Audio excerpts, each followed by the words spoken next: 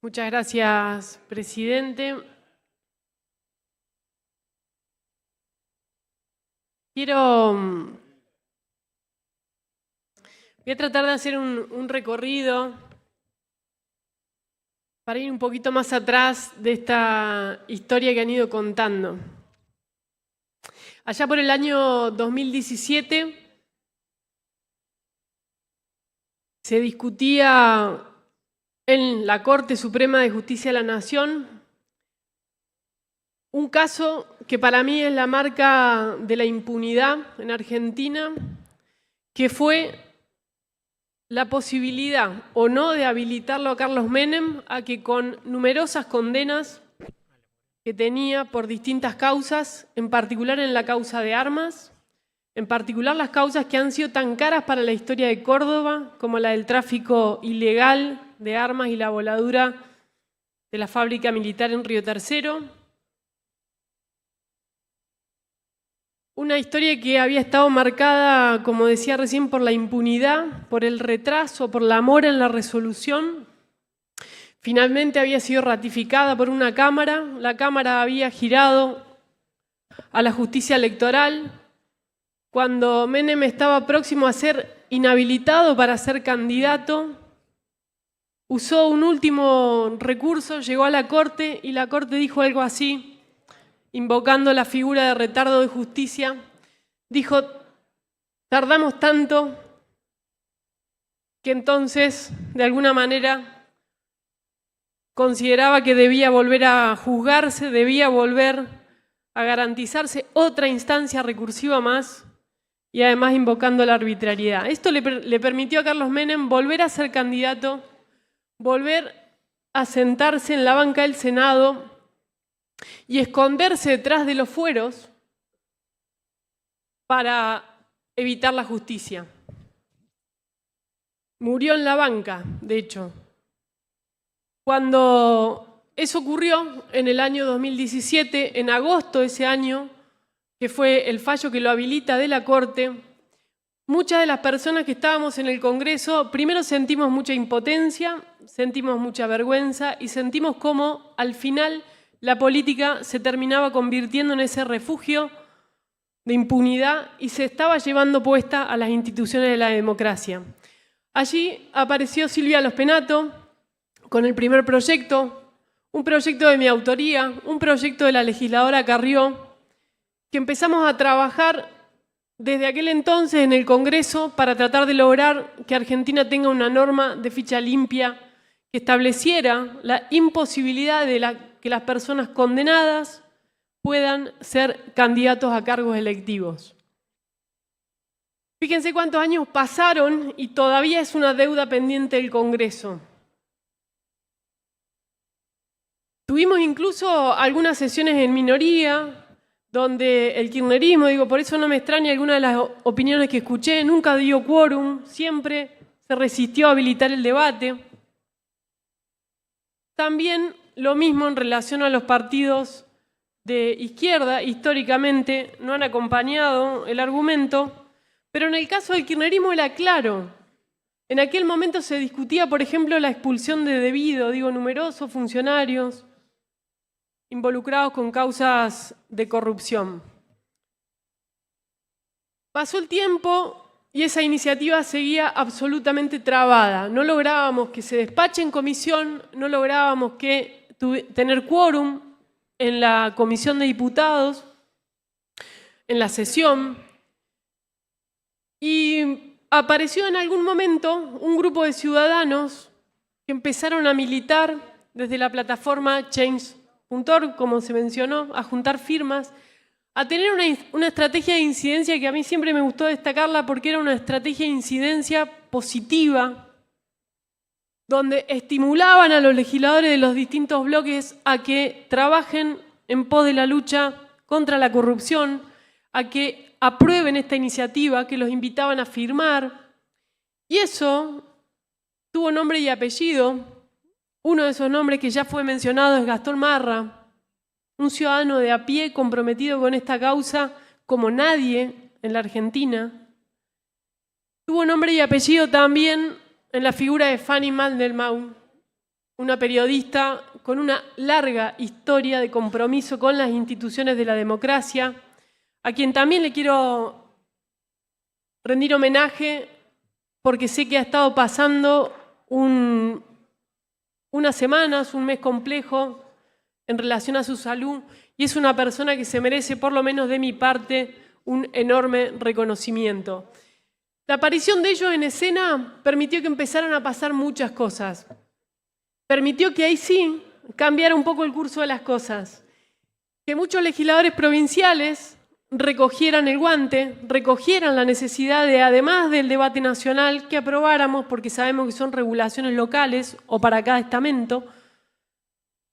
Y ahí apareció Jola Sanz en Mendoza, María Andrea Aguilera en Chubut,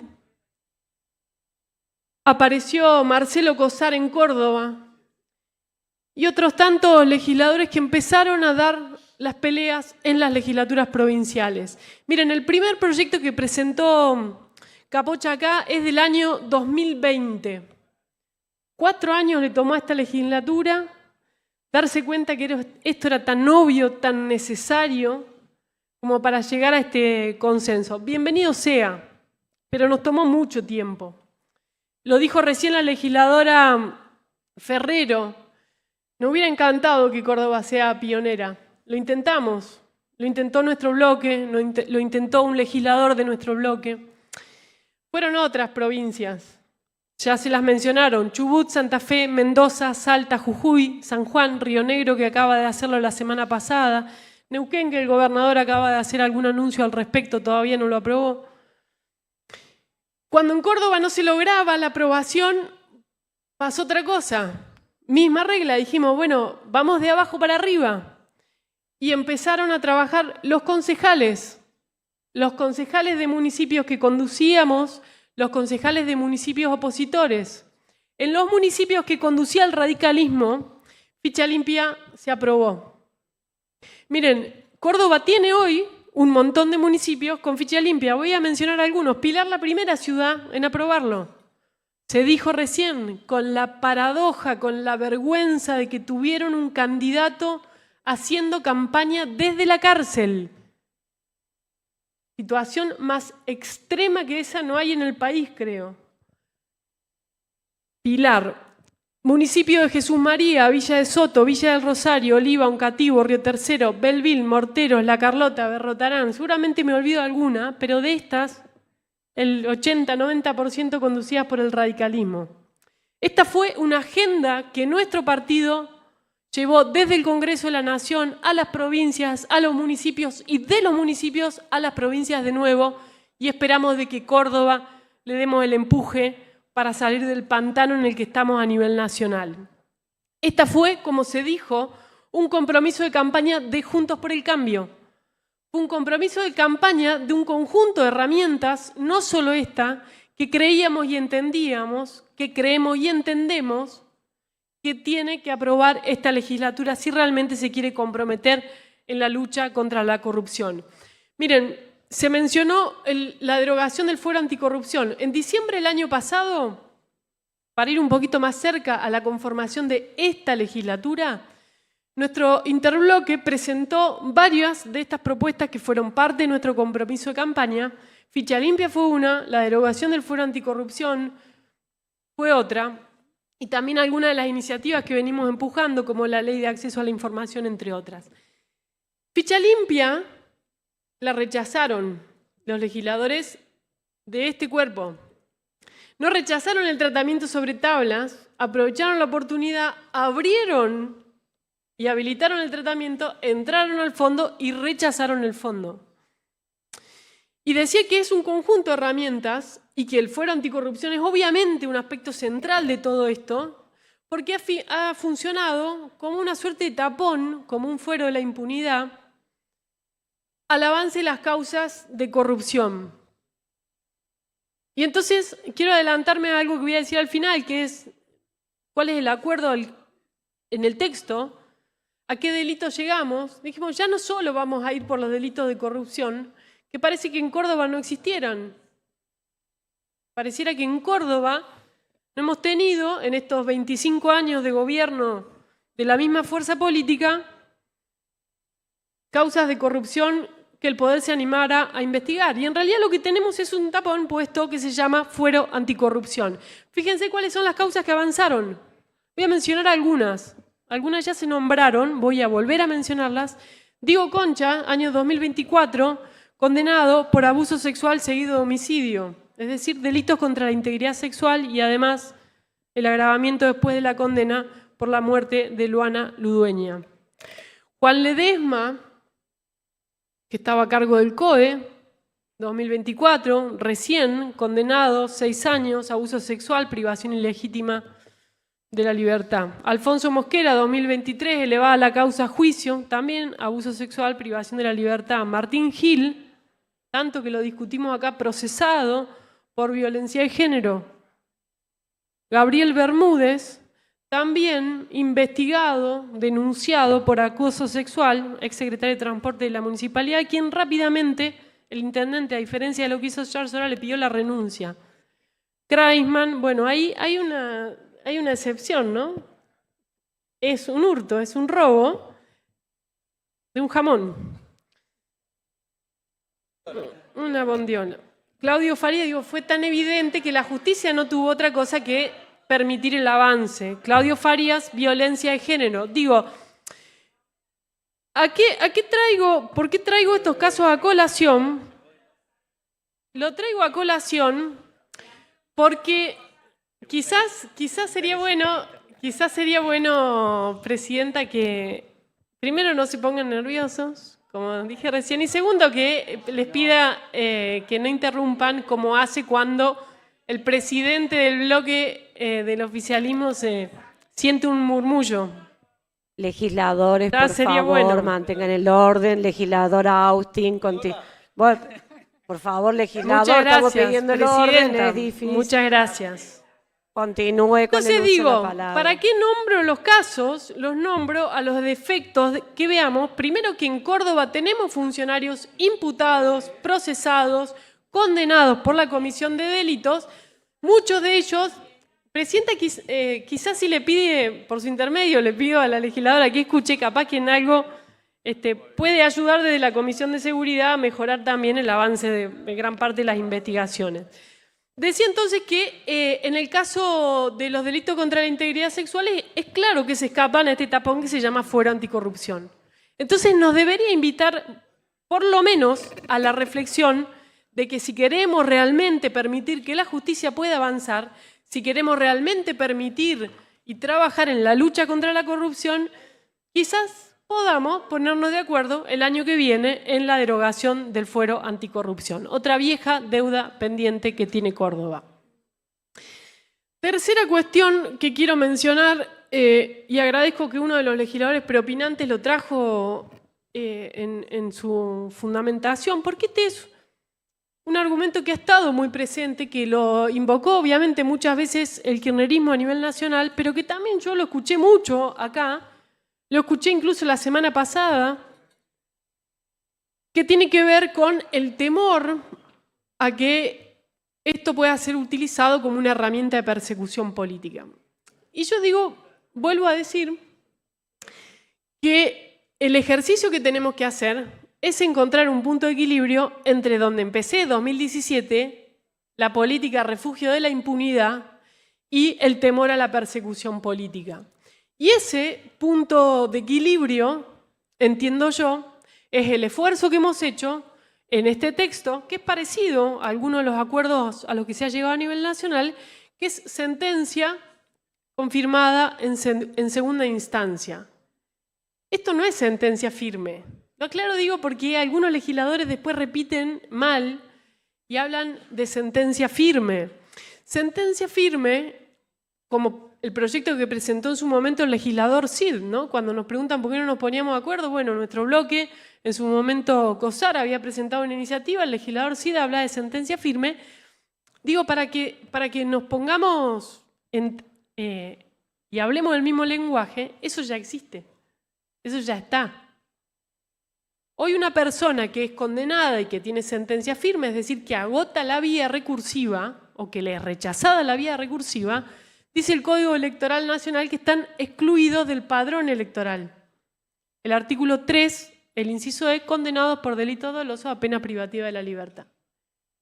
También la Constitución Provincial, en el artículo 86, hace un ratito nos mandaron a leer, vendría bien también leer el artículo 86, y hay inhabilitados para ejercer cargos legislativos, es decir, no pueden ser, según nuestra Constitución, legisladores los condenados por delito mientras no hayan cumplido su pena. ¿Qué es lo que le estaba faltando a Córdoba, como le está faltando a la Argentina? Lo que le estaba faltando es la posibilidad que aquellas personas que todavía no tienen esa sentencia firme, pero que ya tienen 2 condenas, hasta que no terminen de resolver ese camino judicial, se aparten y no quieran sentarse en un cargo público para protegerse desde ahí. Eso es ficha limpia.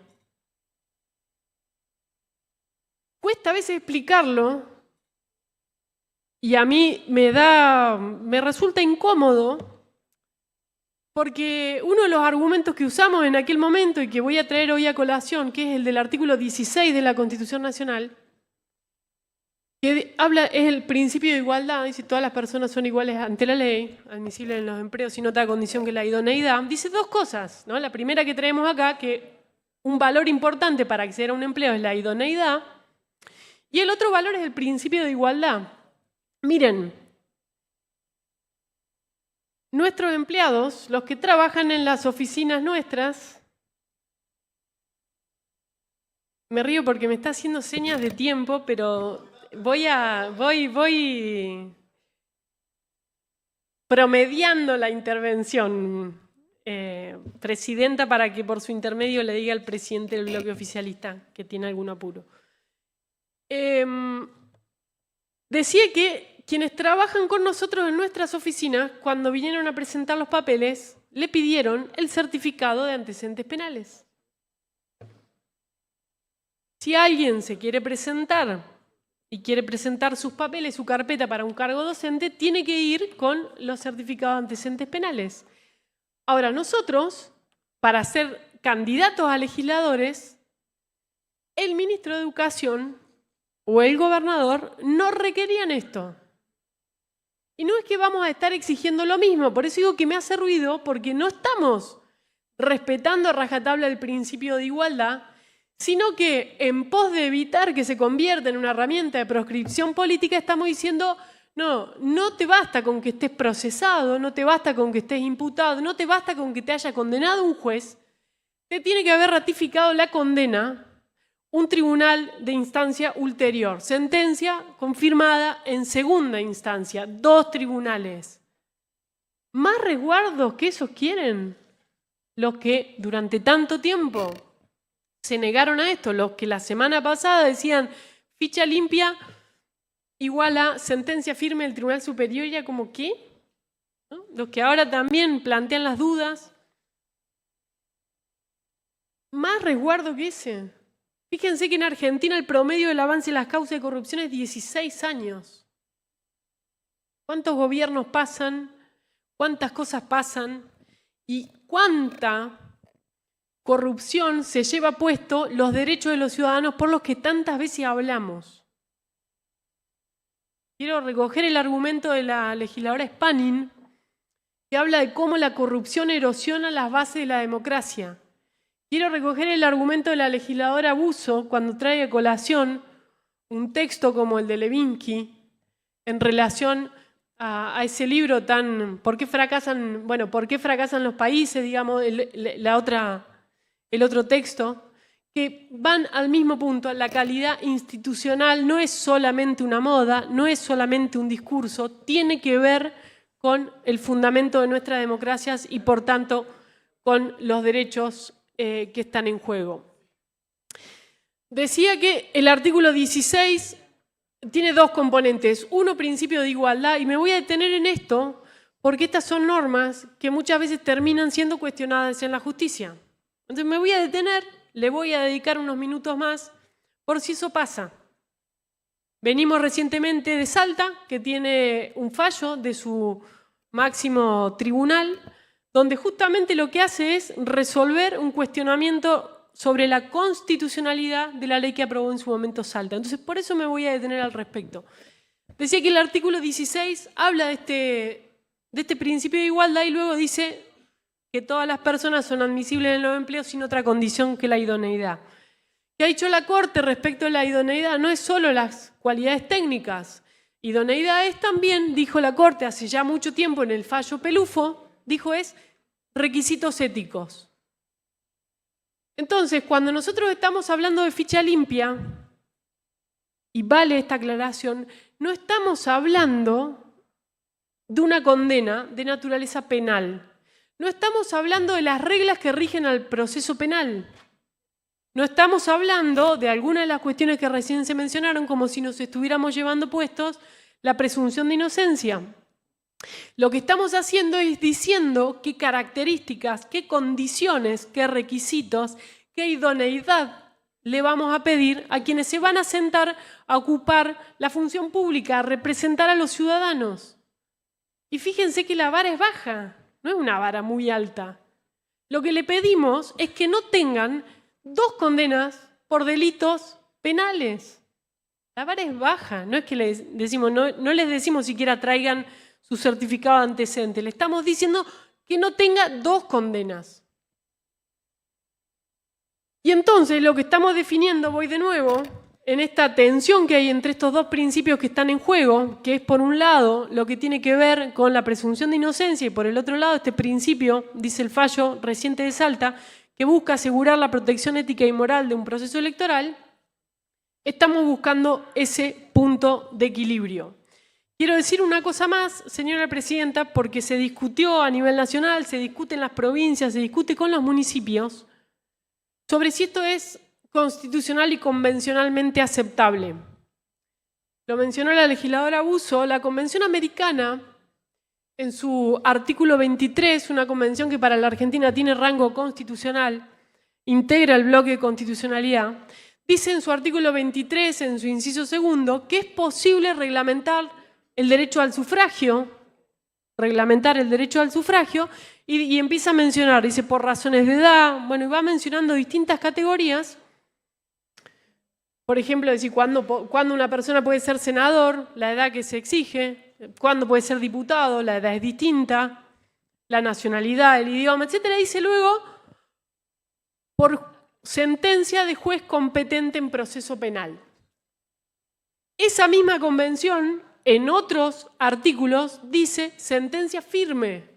Es decir, la convención cuando quiso distinguir sentencia firme, agotada la vía recursiva, lo dijo, y cuando quiso decir solamente sentencia dictada por juez competente, así lo dijo, que es el 23 inciso 2. Entonces, nuestro marco constitucional, nuestro marco convencional, no solo nos permiten tomar esta decisión, sino que además nos obligan y nos invitan a hacerlo. ¿Por qué nos obligan? Porque la reforma del año 1994 incorporó, como bien se señaló, el artículo 36, que equipara la figura de infames traidores a la patria a aquellas personas que cometan actos contra el Estado, aquellas personas que cometan los delitos de enriquecimiento ilícito, entre otros actos contra la administración, son equiparados a la figura de infames traidores a la patria, ya se dijo, son imprescriptibles y son lo que se llama los delitos constitucionales. Es decir, tenemos un mandato de perseguir esto, tenemos un mandato de decirle a quienes estén condenados de mínima por estos delitos que no se sienten como el zorro en el gallinero a seguir administrando los recursos públicos. Dicho esto, presidenta, rápidamente quiero señalar algunos de los aspectos que contempla el acuerdo al que hemos llegado, el dictamen que por unanimidad sacamos el día lunes en la comisión, qué implica y qué alcanza y por qué vengo diciendo y repitiendo que es una ley robusta y es una ley ambiciosa. No sin antes contestarle a uno de los legisladores preopinantes que es como si tuviera un dolor lejano por una vieja batalla perdida que trae a colación algo que poco tiene que ver con el tema, pero que esconde cierta misoginia, que es la utilización del término sororas para tratar de descalificar un proceso de búsqueda de acuerdos, de articulación de ideas y de consensuar algo que durante mucho tiempo le fue imposible a esta legislatura. Ojo en esa acusación, no estar también viéndose en el espejo, en el sentido de buscar tener, con esa suerte de reproche, sentirse con una autoría, digamos, respecto de todo lo que tiene que ver con las disputas, las causas, las luchas contra la corrupción. Eso tampoco es patrimonio de un partido político, tampoco de quienes hoy están en transición, sin claridad respecto de cuál es el partido que habitan. Quiero resaltar en ese proceso de acuerdo especialmente a la legisladora Busso y a la legisladora Julieta Rinaldi.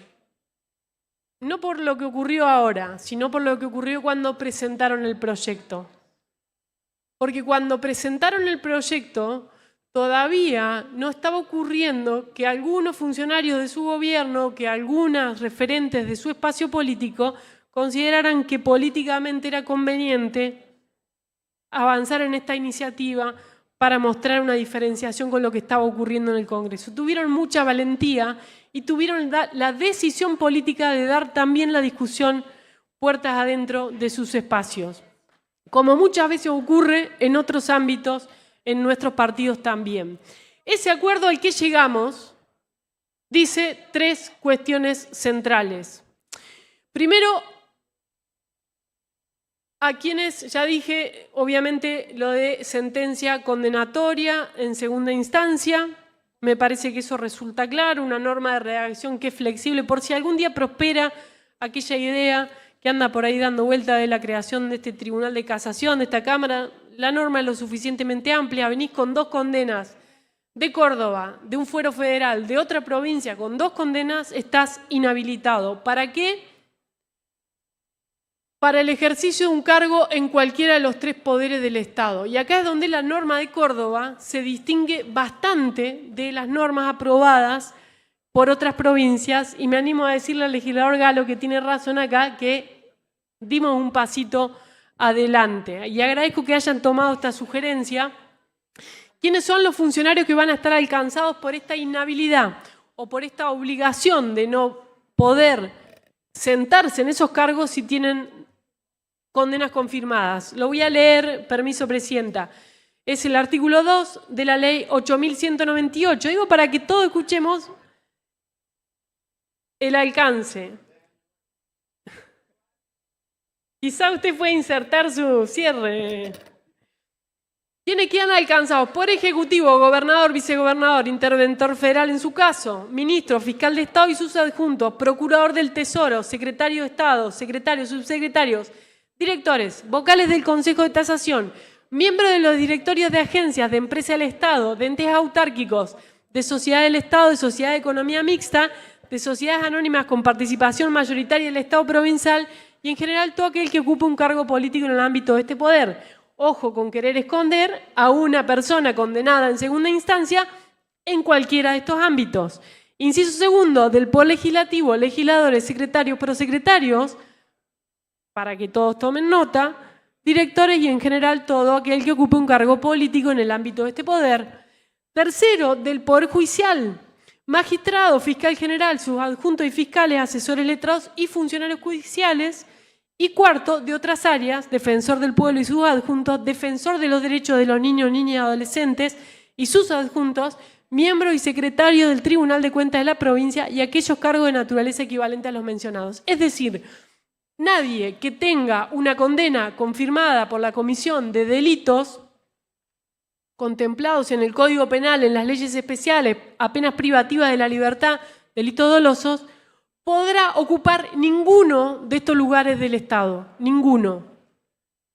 Dije los funcionarios, dije los delitos alcanzados, segunda norma que la distingue, no mencionamos, no enunciamos, decimos delitos dolosos de penas privativas de la libertad, todos, para que no vaya a ser que sigan obturando las denuncias de corrupción, pero les avancen las otras causas y si solamente poníamos algunos, escapaban también de ficha limpia. Y lo tercero que quiero mencionar, y Presidenta, y ya sí voy cerrando, municipios y comunas. Esta ley es ambiciosa porque no solamente es para el ámbito provincial, sino que también va a buscar alcanzar a todos aquellos municipios y comunas que no tengan hoy una norma que establezca un criterio superior, que no tengan carta orgánica, y que tal como lo establece la Ley Orgánica Municipal en su artículo 16, permite a esta legislatura inhabilitar por leyes provinciales para el ejercicio de cargo público, en este caso a quienes tengan 2 condenas.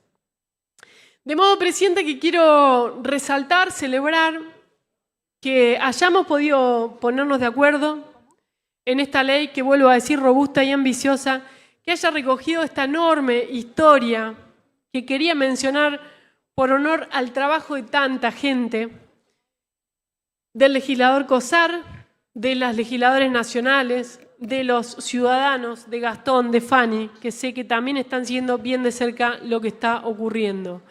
Y decir que esto esperamos que sea el inicio de un camino para que Córdoba realmente recupere su vocación institucional de lucha contra la corrupción, para que Córdoba nos vuelva a hacer sentir orgullosos de que vivimos en una provincia donde el Poder Judicial no apaña los delitos, no apaña a los funcionarios que cometen delitos, donde el Poder Judicial se anima a investigar al poder cuando está en el poder y la política se anima a elevar la vara mucho más de lo que hoy está pidiendo esta ley.